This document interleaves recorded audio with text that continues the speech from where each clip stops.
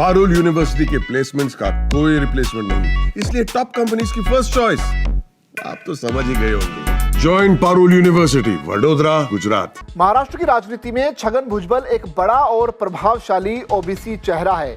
4 दशकों से ज्यादा लंबे राजनीतिक करियर में वो शिवसेना, कांग्रेस और एनसीपी में अलग अलग भूमिकाओं में सक्रिय रहे हैं।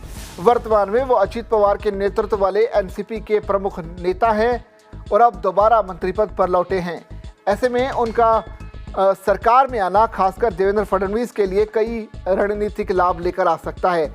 महाराष्ट्र में अगले कुछ महीनों में स्थानीय स्वराज संस्थाओं के चुनाव होने, ऐसे में छगन भुजबल का मंत्री बनना महायुति गठबंधन को कितना और कैसे फायदा पहुंचाएगा, ये जानने वाली बात होगी।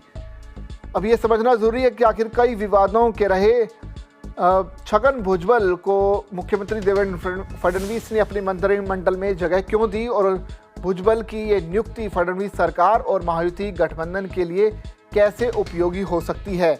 महाराष्ट्र में ओबीसी समुदाय राज्य की कुल जनसंख्या का एक बड़ा हिस्सा है और राजनीतिक रूप से भी काफी सक्रिय है।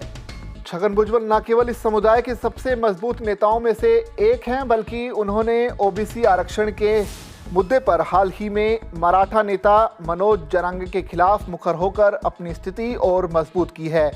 भुजबल की वापसी से महायुति को ओबीसी वर्ग का समर्थन मिल सकता है, खासकर ग्रामीण क्षेत्रों और मराठवाड़ा, उत्तर महाराष्ट्र जैसे इलाकों में ओबीसी फ्रंट के जरिए उन्होंने राज्य के ओबीसी नेताओं को एकजुट करने की जो कोशिश की है, उसका सीधा फायदा बीजेपी और महायुति को मिल सकता है।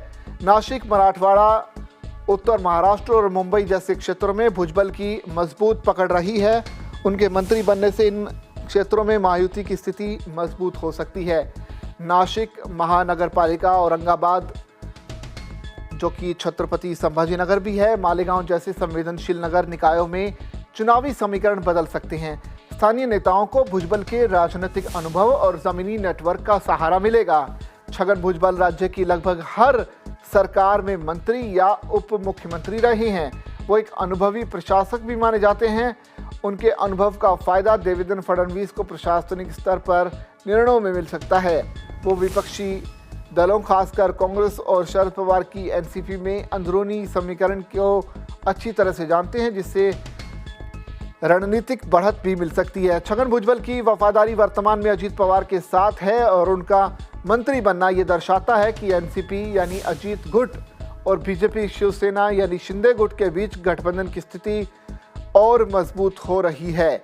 इससे सरकार की स्थिरता को लेकर जो बातें थी वो लगातार कम हो सकती। महायुति की चुनावी एकता को भी बल मिलेगा। भुजबल की राजनीति में सधी हुई भाषा, रणनीतिक आक्रामकता और सामाजिक मुद्दों पर पकड़ विपक्षी दलों के लिए चुनौती बन सकती है।